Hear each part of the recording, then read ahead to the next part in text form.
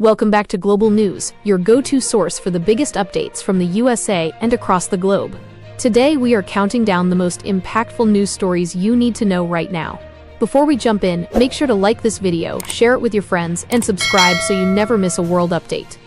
Let's get started with number 10. Today, first news, Iran warns against ground offensive. Iran's Army Chief Major General Amir Hatami issued a stern warning on Thursday, stating that any potential ground offensive against the country would be met with lethal force. Hatami asserted that not a single life will be spared if a ground invasion is undertaken by enemy forces, particularly referring to the US and Israeli military. He emphasized that the Islamic Republic's armed forces are fully prepared in both offensive and defensive domains to counter any aggression. Meanwhile, the White House has declined to rule out potential ground operations, with Press Secretary Caroline Leavitt stating that troop deployments provide President Donald Trump with maximum optionality.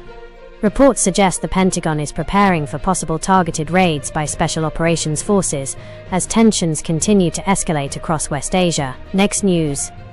South Korea proposes $17 billion emergency budget.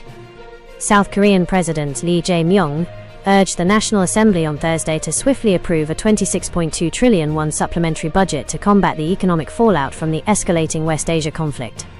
Describing the situation as a wartime-level crisis, Lee emphasized the need for extraordinary measures as the US-led war involving Iran enters its second month. The proposal aims to stabilize the economy amid rising fuel prices and disruptions in global energy supplies caused by virtual blockades around the Strait of Hormuz. The budget allocates over 10 trillion won to offset oil costs and 5.1 trillion won to maintain fuel price caps and raw material supplies. Additionally, 4.8 trillion won is earmarked for direct financial support to nearly 36 million citizens. President Lee noted that the package will be funded through increased tax revenues from the semiconductor industry rather than issuing new government bonds. The ruling and opposition parties have reportedly agreed to pass the bill by April 10th. Next news. NASA reveals specialized menu for Artemis II mission. NASA has unveiled a sophisticated 189-item menu for the Artemis II crew, highlighting the unique challenges of deep space dining.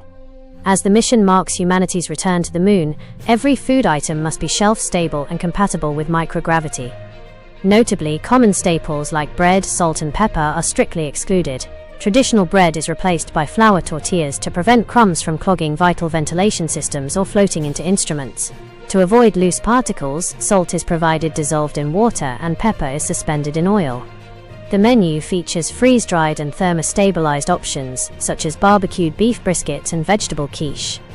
Drinks are served in foil-sealed pouches to prevent spillage, ensuring the four-person crew maintains nutritional balance during their 10-day lunar flyby. Next news.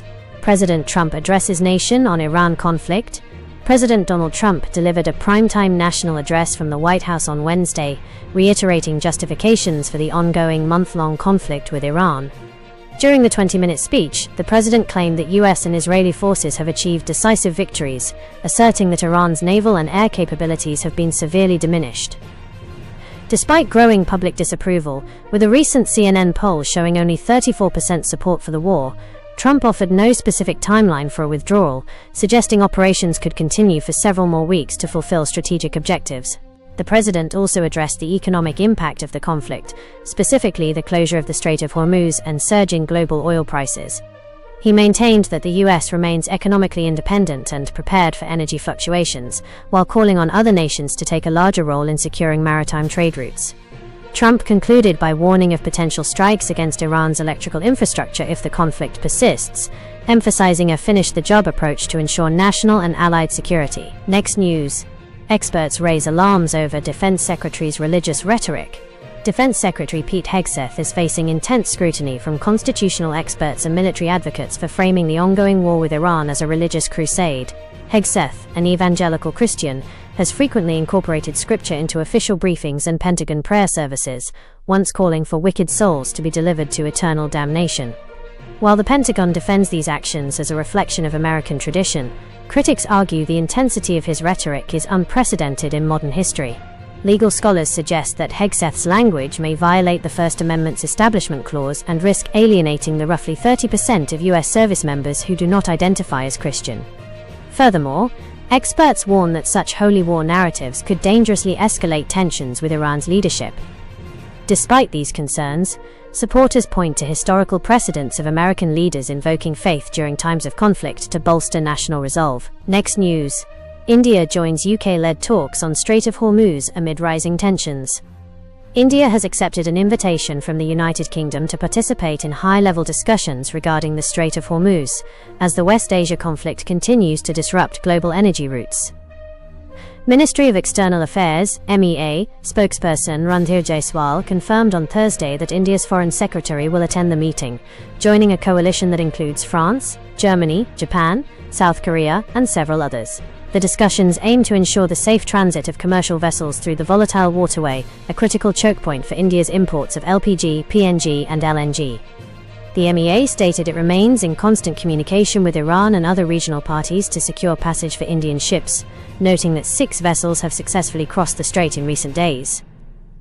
This diplomatic move comes shortly after U.S. President Donald Trump urged nations affected by fuel shortages to source oil from the United States and suggested they take a more active role in protecting the strait. The meeting underscores a growing international effort to stabilize maritime trade as the U.S.-Iran conflict enters a more sustained and unpredictable phase. Next news. U.S. Army debuts innovative shockwave plastic grenade. The U.S. Army has introduced the M111, its first new lethal hand grenade in decades, designed to neutralize enemies using powerful shockwaves rather than traditional metal shrapnel. Engineered specifically for urban combat and close-quarters fighting, the plastic-shelled device utilizes a blast-over-pressure (BOP) mechanism. This technology rapidly compresses and decompresses body tissues, effectively clearing rooms of combatants while minimizing the risk of unpredictable fragment rebounds that could harm friendly forces or bystanders. Project manager Colonel Vince Morris stated that the M111 ensures lethality while standardizing the arming process to save taxpayer resources. The grenade's plastic casing vaporizes upon detonation, leaving no metal fragments behind. This marks a significant shift from the M67 fragmentation grenade and is the first major update since the Vietnam-era Mk3A2 was retired in the 1970s due to asbestos concerns. The new RDX-powered blast is capable of reaching enemies hiding behind obstacles, providing soldiers with a safer, more precise tool for modern warfare. Next news. India and Nepal sign MOUs for 7 development projects. The Embassy of India in Kathmandu signed Memorandums of Understanding (MOUs) on Thursday to launch 7 high-impact community development projects (HICDPs) across Nepal. Under the agreement with Nepal's Ministry of Federal Affairs and General Administration, the Government of India will provide grant assistance totaling 473 million Nepalese rupees. These initiatives will target essential sectors including education, health and agriculture, specifically benefiting the districts of Nawalpur, Terhathum, Mustang, Kailali, Rautahat, Dolpa and Banke. According to the Indian Embassy, these projects will be executed through local government authorities and municipalities to ensure effective implementation. Since 2003, India has initiated 598 such projects in Nepal, with 506 already completed across all 7 provinces. This latest collaboration underscores the ongoing multi-sectoral cooperation between the 2 neighbors, reflecting India's commitment to supporting Nepal's infrastructure and socio-economic growth through targeted community-level investments. Next news. Kenyan school empowers teenage mothers through education. Greenland Girls' School in Kajiado County has emerged as a vital sanctuary for teenage mothers in Kenya, offering a unique model that integrates academic learning with dedicated childcare. Founded in 2015, the institution currently serves 310 students and over 80 children, providing a stigma-free environment that allows young women to resume their studies. By employing nannies to care for infants during class hours, the school removes the primary barrier to education for adolescent parents, many of whom aspire to professional careers in medicine and law. Operated by the non-profit Shining Hope for Communities, the school also provides critical psychological counseling and legal support for students, many of whom have escaped forced marriages or assault. With over 125,000 live births recorded among Kenyan adolescents in 2024, the demand for such specialized education is surging.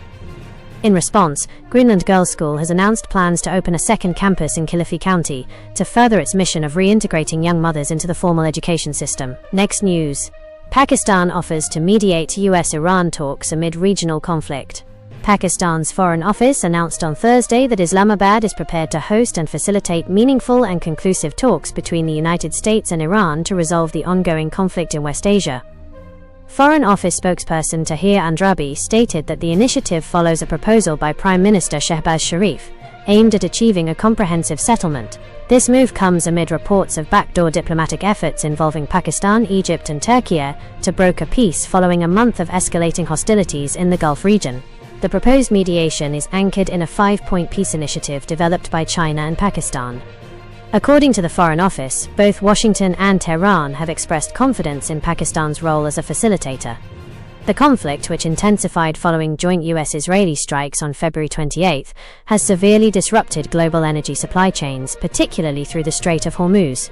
Pakistan emphasized that its efforts remain focused on the cessation of hostilities and promoting long-term regional stability through the principles of the UN Charter.